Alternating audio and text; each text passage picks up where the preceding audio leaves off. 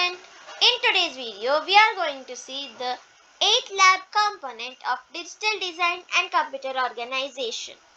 Design Verilog program for implementing various types of flip-flops such as SR, JK and D flip-flop.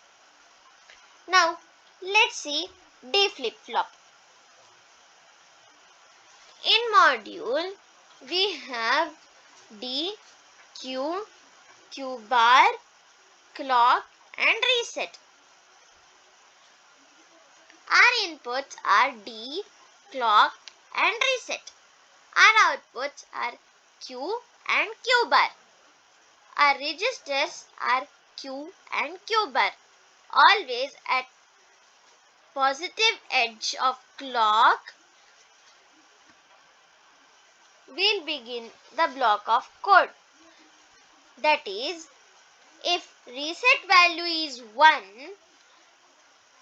value of Q will be 0. Otherwise, we'll have this block of code. That is, the case statements will be checked.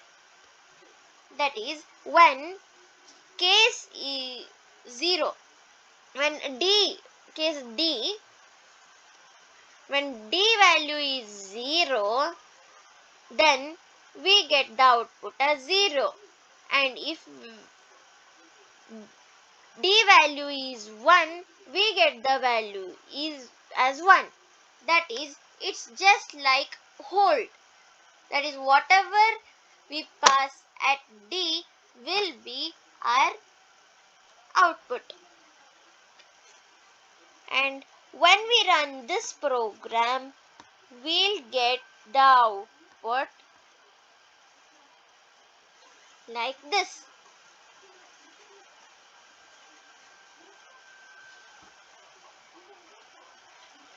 Now, let's see SR flip-flop.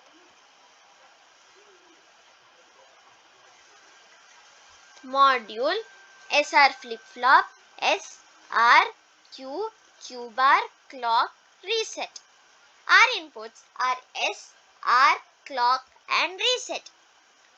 Our outputs and register are Q and Q bar.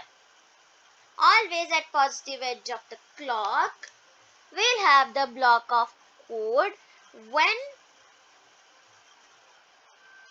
if reset value is 1, we get the output as 0. Otherwise, this block of code will be executed. That is, the case statements will be executed. Here, the first value is S input and R input. The second value is R input. When we input 0, 0, we get the Q value as it is. That is, it's a hold case. We can say it as no change. There will be no change in the output. That is, whatever we input, that will be only our output. When our S value is 0 and R value is 1, we get the Q value 0. We get the output as 0. When we have S value as 1 and R value as 0, we get our output as 1. When both the values are 1, that is, when S value is 1 and R value is also 1, it will be an invalid case. We can't take that input. And when we run this program, we'll get this output.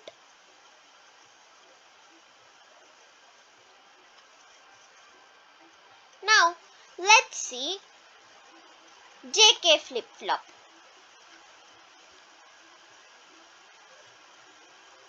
module, JK flip-flop, J, K, Q, Q bar, clock and reset.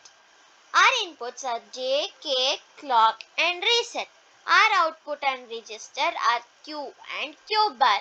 Always at positive edge of the clock, we have this block of code, that is,